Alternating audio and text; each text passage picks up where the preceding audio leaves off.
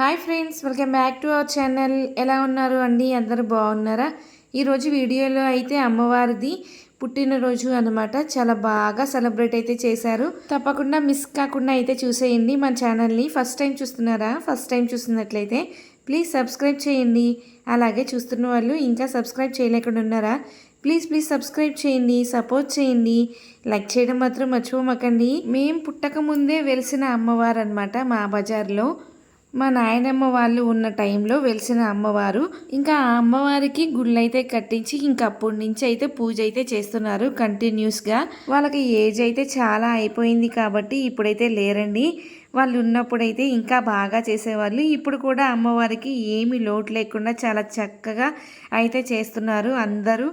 మా ఇంటికి దగ్గర పెద్ద కాలువ అయితే ఉందండి. అక్కడి నుంచి అయితే నీళ్లు తీసుకొచ్చి అమ్మవారికి స్నానాలు అయితే చేయిస్తారండి. ఇంకా గుడి మొత్తం నీట్గా క్లీన్ అయితే చేశారండి.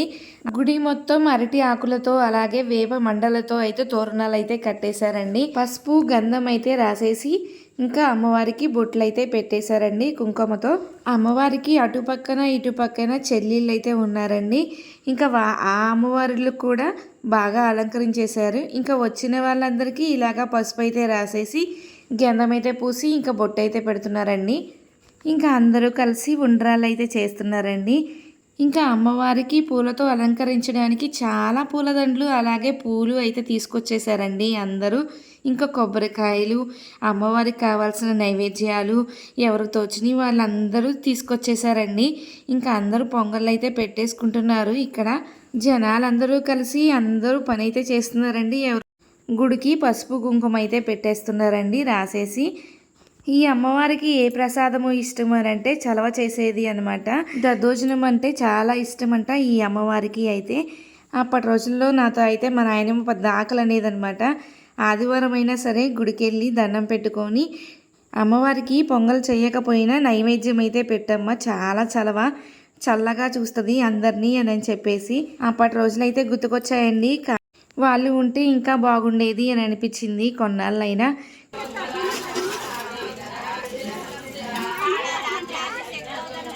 ఇంకా అమ్మవారి గుడి ఎదురు లలితా సహస్రనామాలు అయితే చదివేస్తున్నారండి అందరూ. అమ్మవారికి ఎన్ని నైవేద్యాలునండి. గుగ్గిళ్ళు, పెసరపప్పు, పానకం, పొంగళ్ళు, ఉండ్రాళ్ళు, పులిహోర, దద్దోజనం ఇంకా హల్వా అయితే చేశారండి. వచ్చిన భక్తులందరికీ ప్రసాదాలు అయితే పెట్టించడానికి అయితే చేయించేశారండి. టెంపుల్ అయితే అస్సలు ఖాళీ లేదండి. చాలామంది జనాలు అయితే వచ్చేసారు. ఇంకా అమ్మవారిని తీయటానికి కూడా నాకు కుదరలేదనమాట. అంతమంది జనాలు అయితే వచ్చేసారు. అమ్మవారి ఎదురు కొబ్బరికాయలతో అయితే నిండిపోయింది. మొత్తం నైవేద్యాలతోనే నిండిపోయింది. అమ్మవారికి చీరలు, తాంబూలాలు, గాజులు అవన్నీ సమర్పించుకున్నారండి భక్తులైతే. అమ్మవారి ఎదురుగానే రావి చెట్టు అలాగే వేప చెట్టు అనమాట. ఎప్పుడో మా చిన్నప్పుడైతే పెట్టారండి అవి కూడా. ఆ వీడియో కూడా మీకైతే పోస్ట్ చేశాను ఎప్పుడో. ఒకసారి అయితే మన ఛానల్ని వెళ్ళి చెక్ చేయండి, చాలా బాగుంటుంది. అమ్మవారికి స్వామివారికి చేసిన కళ్యాణం అయితే ఫుల్ వీడియో ఉంటుంది. తప్పకుండా మిస్ కాకుండా అయితే చూసేయండి.